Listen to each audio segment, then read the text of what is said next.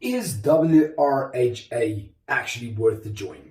Herpetology associations have been a thing in our hobby for years and years and years, and it's something that has long since lost its favor in our community, and it's actually something that is so incredibly important.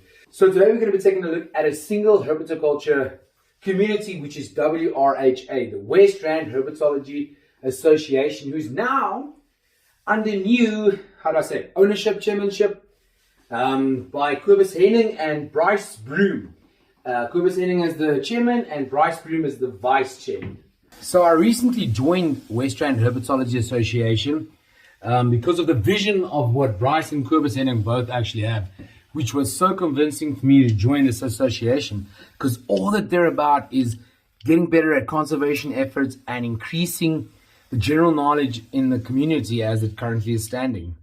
So today I actually have to circ a few of my area species, and I thought, you know what a better time than to talk to you guys about a herpetological association, more so specifically, again, the West Rand Herpetology Association. So as we circ a few animals, have a listen to this. I do think it's important for you guys to actually belong to an association, and this is why I recommend West Rand Herpetology Association. Right, so firstly, they're under new management, but yeah, look at this. So this is actually a first-time feature on this channel.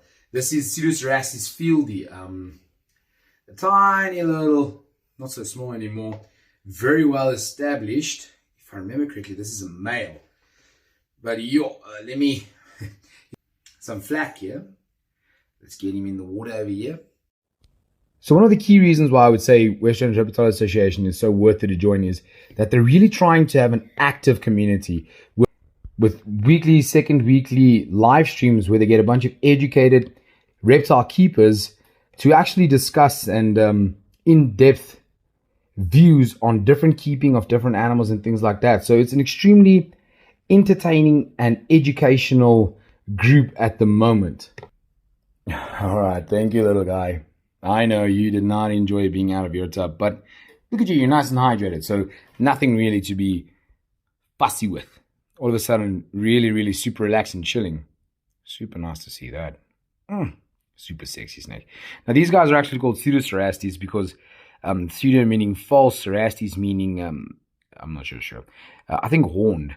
Yeah, I think cerastes is horned. But so these are false horns, unlike the true cerastes, which have the real prominent horns. These are just modified scales. Thus, Pseudoceratis. So in addition to WHRA educating their members, they're really trying to actively involve the rest of the herpetoculture community by getting them to do live presentations, live talks, and obviously online meetings as well, making it very easy for you to actually attend these meetings. Because let's say, for example, like for me, I'm about a decent 60-kilometer drive away from where the association is based. But that doesn't influence me because I can check out the meetings online, which is super, super fantastic. And these videos are extremely educational. From an amateur keeper to a very adept keeper, there is definitely something for everyone here. And this is one incredibly beautiful viper. This is cerastes. So another absolutely fantastic example of how Kobus and Bryce and them are actually trying to actively help the community. They arranged an incredibly affordable handling course with a gentleman by the name of Nick.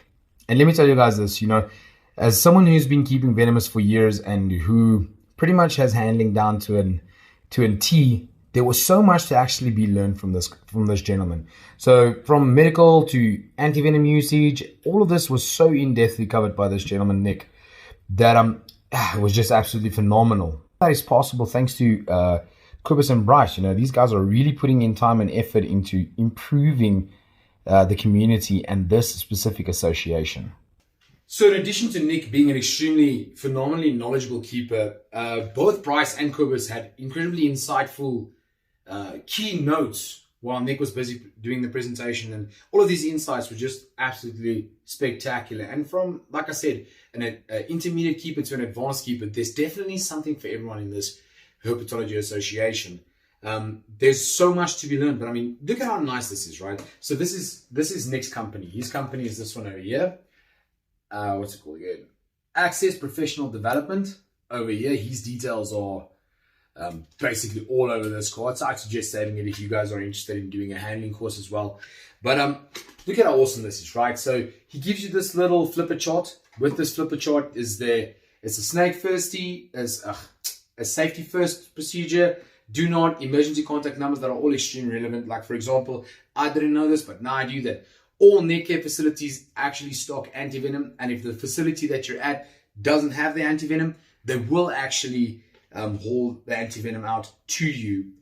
After that, there's something here for you. So let's say, for example, you walk in on your buddy, you got tagged by a snake, he's unconscious, a whole procedure with a flow chart of exactly what you're supposed to do. And again, here on the other side, if your victim is conscious, what you're supposed to do, with a little identification chart there at the back, so that you can identify all the most dangerous of South Africa, which I think is absolutely, I mean, look at the size of this thing, you can just fit that in your hot pocket when you go herping, and then whenever you come across something goes south, you've got this effective immediately with emergency contact details on here, Nick's numbers on here as well. I would recommend even calling him if you get bitten, paired with Anu and Yuanra and all these fantastically knowledgeable people.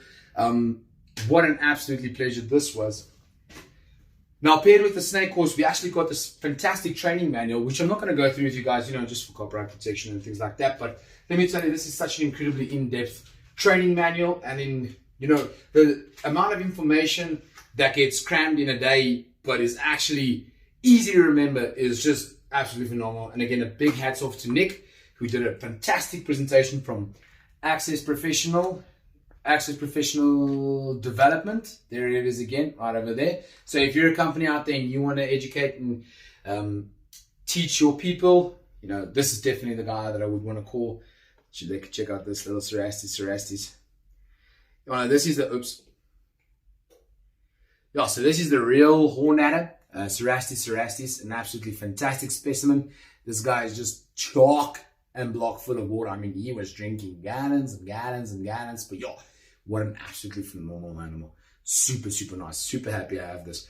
Got a newfound fascination in all things arid, it seems. So why is it important for you to be involved in a Herpetoculture association? Well, first of all, it's a really easy way to keep updated with the new laws as they're ever changing, because Cobus and Bryce are extremely involved with NatCon, and they're actually actively busy, finding out easier way to do things, finding out what's okay, what's not okay, different conservation efforts and things like that. And they're really putting in the time and the effort to really, really, really get the law down to a fine tune. Now, this is an Echis coloratus, which is the painted saw scale viper. Absolutely beautiful. You guys have seen them on the channel before, but what an absolutely awesome species. So another really, really big reason why I think you should belong to a herpetology association is because of the permitting process, right? So when you belong to a herpetological association, permitting process is easier because there are a little more strenuous things, right? So the chairman actively gets to know you, he actively gets involved with you.